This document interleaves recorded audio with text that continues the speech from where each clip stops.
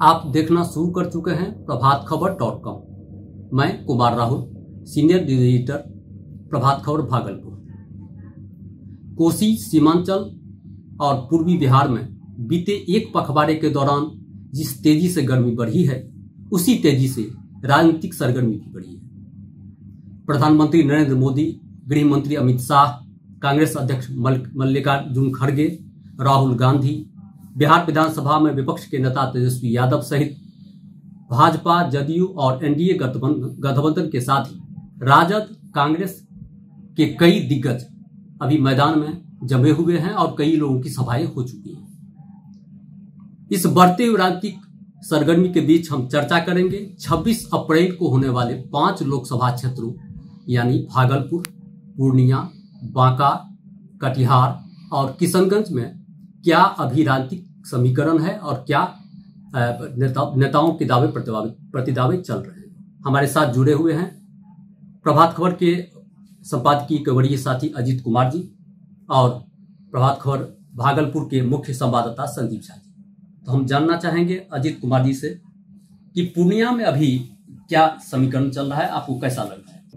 पूर्णिया का राजनीतिक माहौल अब चरम पर पहुंच चुका है। गर्मी बढ़ती जा रही है और नेताओं का जिस तरह से दौरा हो रहा है उससे अब लगने लगा है कि यहाँ पर 26 को चुनाव होने वाला है। सबसे बड़ी बात यह है कि मुख्यमंत्री नीतीश कुमार जहां मधेपुरा में कैंप किए हुए हैं और तेजस्वी पूर्णिया में कैंप कर रहे हैं। रात्रि विश्राम भी पूर्णिया ही कर रहे हैं। पूर्णिया से ही दिन भर की सभाएं वो कर रहे हैं।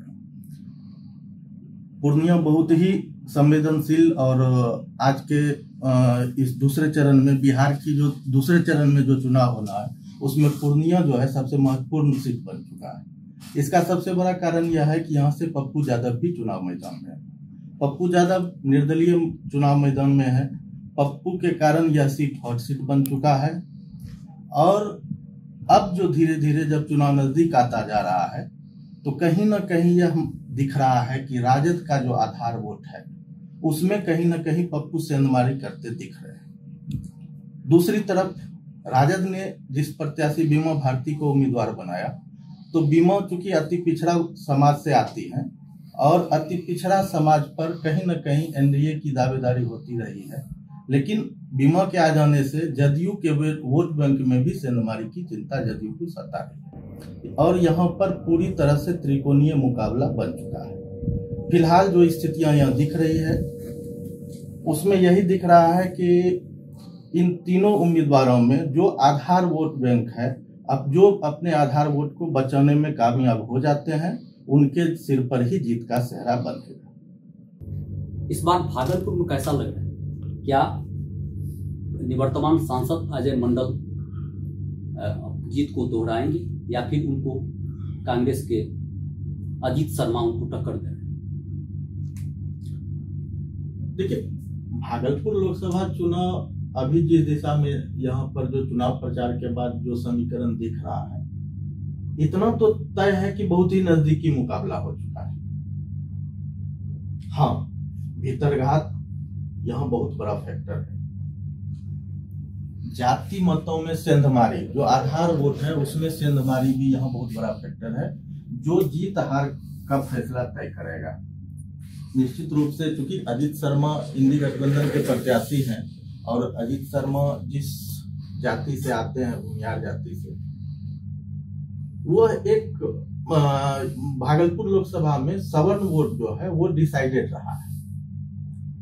अजीत शर्मा चूंकि इस बिरादरी से हैं तो निश्चित रूप से उनका दावा है, उनके समर्थकों का दावा है कि हम ये वोट बैंक जो है क्योंकि अजीत शर्मा के कारण इंडी गठबंधन में शिफ्ट होता दिख रहा है, तो ये वोट बैंक कितना शिफ्ट कर पाते हैं इस पे बहुत हद तक यहाँ का चुनाव परिणाम निर्भर होता है। दूसरी ओर चूंकि अजय मंडल के पहले हम थोड़ा सा अगर पीछे जाएं तो यहाँ से गोपाल मंडल भी जदयू के दावेदार थे और भी दावेदार थे।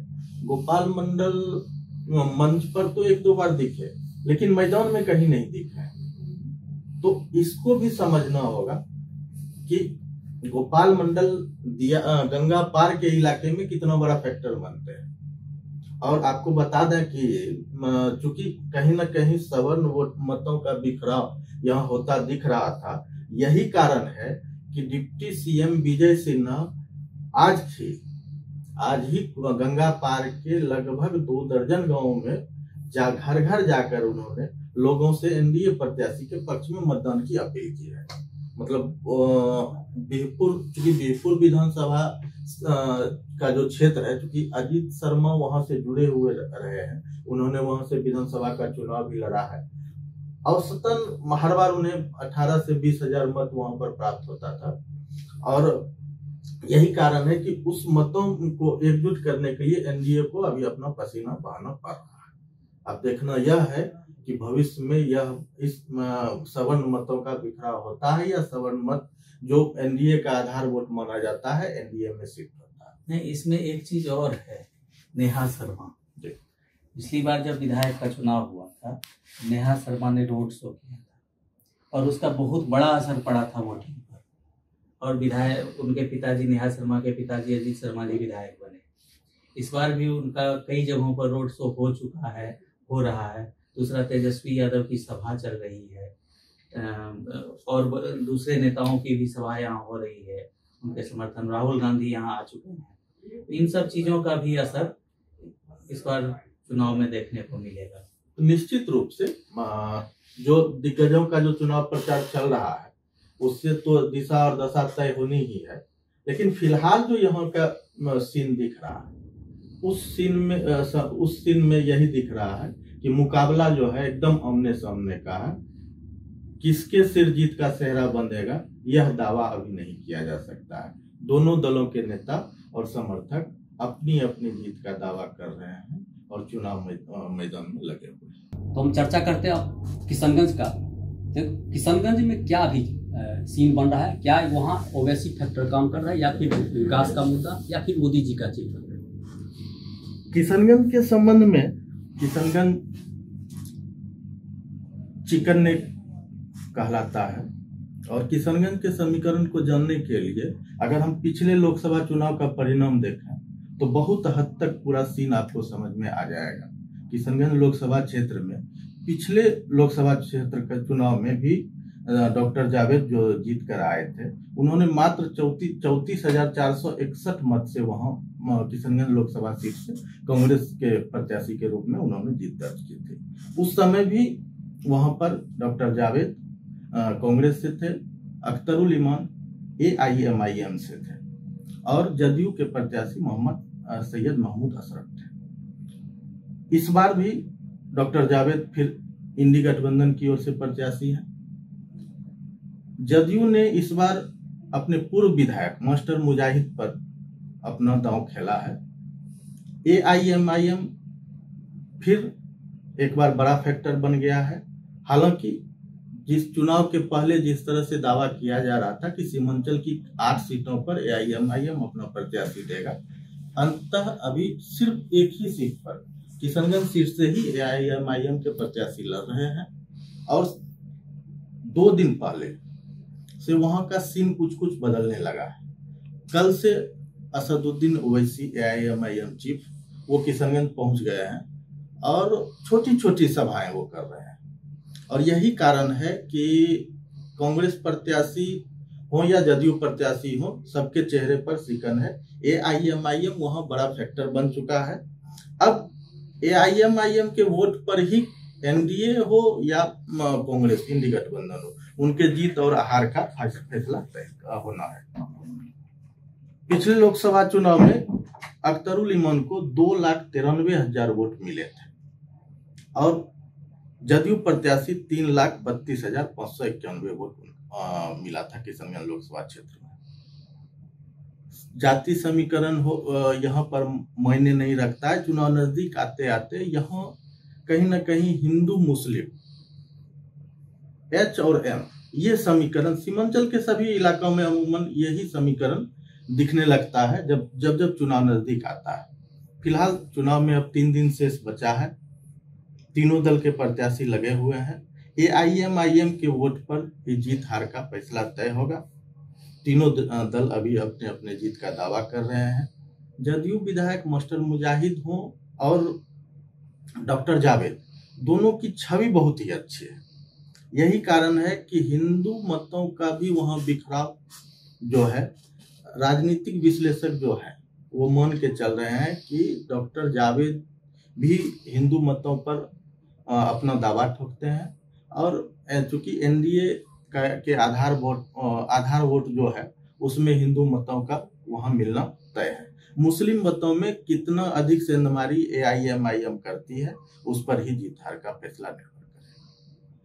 हमारे सामने है किशनगंज लोकसभा के मुजम्मिल हुसैन, एक सामाजिक कार्यकर्ता हैं, इनकी समाज में प्रतिष्ठा है। मुजम्मिल जी, ये बताइए हमको कि किशनगंज का चुनावी मुद्दा क्या होगा इस बार? यहाँ का चुनावी मुद्दा तो सर, यहाँ की जनता सबसे पहले बाढ़ पीड़ित से परेशान है। यहाँ पर गरीबी रेखा से लोग बहुत नीचे है। यहाँ पर इल्म का कोई व्यवस्था नहीं है, ऊंचे स्तर का कोई कॉलेज वगैरह नहीं है। लोग गरीबी के कारण मजदूरी के लिए बाहर जाते हैं, तब बाल बच्चों को खिलाते हैं। और जो है यहाँ पर चुनावी मुद्दा ही लेकर के लोग वोट करेंगे। और यहाँ के लोग बहुत परेशान रहते हैं और बहुत सीधे साधे लोग हैं। यहाँ पर कोई माने किशनगंज में खास करके कोई तालीम में ऊंचे स्तर का इदारा नहीं है। लोग अपने बाल बच्चों को पढ़ा नहीं पाते हैं ठीक से। मजबूरी के तहत लोगों को मजदूरी के लिए बाहर जाना पड़ता है और उसी मुद्दे पर यहाँ चुनाव होगा और लोग उसी मुद्दे पर वोट करेंगे। अब हम अजीत जी से जानना चाहेंगे कि कटिहार की स्थिति क्या है और किस ओर जा रही है ये लड़ाई। देखिए, कटिहार में वैसे तो 9 प्रत्याशी हैं चुनाव मैदान, लेकिन जब चुनाव नजदीक आता जा रहा है तो मुख्य मुकाबला इंडी और एनडीए के बीच वहां होता दिख रहा है। इंडी गठबंधन के प्रत्याशी तारिक अनवर साहब पहले भी सांसद रह चुके हैं, पूरे देश में उनकी एक पहचान है। वहीं जदयू ने एक बार फिर अपने पुराने चेहरे दुलाल चंद गोस्वामी पर ही भरोसा किया है। फिलहाल यहाँ की लड़ाई जो है वो आमने सामने की तो है ही, दिग्गजों के दौरों के साथ ही यहाँ का चुनावी समीकरण अगर 2 दिन में और एकजुट मतों का मत अगर एकजुट हो तो कुछ समीकरण बदल सकता है। अभी जो यहाँ की स्थितियां दिख रही है वहां पर जीत हार के साथ साथ बहुत ही नजदीकी लड़ाई दिख रही है कटिहार में। अगर पिछले लोकसभा चुनाव की भी हम बात करें तो कटिहार में पिछले लोकसभा चुनाव में भी दुलाल चंद गोस्वामी जी को 5,59,000 वोट वहां मिले थे और तारिक अनवर साहब को 44.93% वोट, मतलब 5,02,220 मत मिले थे। क्योंकि दुलाल चंद गोस्वामी पिछली बार भी सांसद रहे हैं तो निश्चित रूप से एंटी इनकम्बेंसी भी एक जो लोगों में विरोध का माहौल होता है। लेकिन अब जब बड़े नेताओं का दौरा हो रहा है तो चूंकि अमित शाह वहां पर सभा कर चुके हैं और सबसे बड़ा फैक्टर जो वहां पर एक अभी हाल फिलहाल में बना, चूंकि वहां एक कद्दावर नेता राजद के अशफाक करीम साहब, मेडिकल कॉलेज भी है उनका के डायरेक्टर भी हैं, और चूंकि अशफाक करीम राज्यसभा सांसद थे, इस बार उन राजद से दावेदारी कर रहे थे। चूंकि गठबंधन के तहत ये सीट कांग्रेस को चली गई तो अशफाक करीम साहब नाराज हो गए और कुछ दिनों पूर्व ही उन्होंने जदयू की सदस्यता ले ली है। तो अशफाक करीम साहब के आने का जो जदयू में आए तो उनका फायदा जदयू प्रत्याशी को कितना मिलता है या नहीं मिलता है, इस पर भी चुनाव परिणाम बहुत हद तक निर्भर करता है। लेकिन फिलहाल यहाँ पर बहुत ही नजदीकी मुकाबला दिख रहा है। अब हम चलते हैं बांका की ओर। यह वही बांका संसदीय क्षेत्र है जहां मधु लिम्बिये, जॉर्ज फर्नांडिस से लेकर दिग्विजय सिंह उर्फ दादा तक बांका चर्चा में रहा था और पूरे देश में यह केंद्र कभी हॉट सीट के रूप में याद किया जाता है। इस बार यहां से जदयू के गिरधारी यादव और राजद की ओर से जयप्रकाश यादव मैदान में खड़े हैं। मुख्य रूप से अभी आपको क्या लग रहा है कि दोनों के बीच मुकाबला होगा या फिर और भी फैक्टर है, या क्या फैक्टर है इस चुनाव? बांका में मुख्य रूप से मुकाबला जयप्रकाश यादव इंडी प्रत्याशी और जदयू प्रत्याशी गिरधारी यादव के बीच तो तय है, इसमें कोई संशय नहीं है। लेकिन पिछले लोकसभा चुनाव परिणाम को हम देखें तो इससे बहुत कुछ समझने का हम लोगों को समझ सकते हैं। पिछले लोकसभा चुनाव में गिरधारी यादव को यहाँ पर 4,77,788 मत मिले थे, जयप्रकाश यादव को 2,77,000 मत मिले थे। हालांकि उस समय दादा की विधवा पुतुल जी भी चुनाव मैदान में थी। पुतुल जी को भी 1,03,000 मत मिले थे। फिलहाल तो यहाँ पर चुनाव प्रचार जोरों पर है, दूसरे चरण का मतदान है। चूंकि इनके बगल के इलाके जमुई में मतदान हो चुका है, तो अब सभी नेता जो है यहाँ पर स्थानीय नेता भी कैंप किए हुए हैं। फिलहाल जो एक सबसे बड़ा कोण यहाँ पर उभर कर आ रहा है बांका लोकसभा सीट पर, एक बड़ा एरिया, वो सतपट्टी, स्थानीय स्तर पर उसको सतपट्टी कहते हैं। तो इस बात की चर्चा पिछले कुछ दिनों से जोर शोर से पकड़ रही है कि सतपट्टी का इलाका जो है वो इंडी गठबंधन में शिफ्ट होता जा रहा है। हालांकि इसमें कितनी सच्चाई है इस पर संशय है, लेकिन चूंकि चुनाव प्रचार के दौरान जब आप इलाके में जा रहे हैं तो ये चीज कई जगहों से सुनने को मिल रही है कि सतपट्टी का इलाका जो है इस बार वह वोट शिफ्ट होता जा रहा है जयप्रकाश में। तो अगर ऐसा होता है तो मुकाबला बहुत ही नजदीकी हो जाएगा।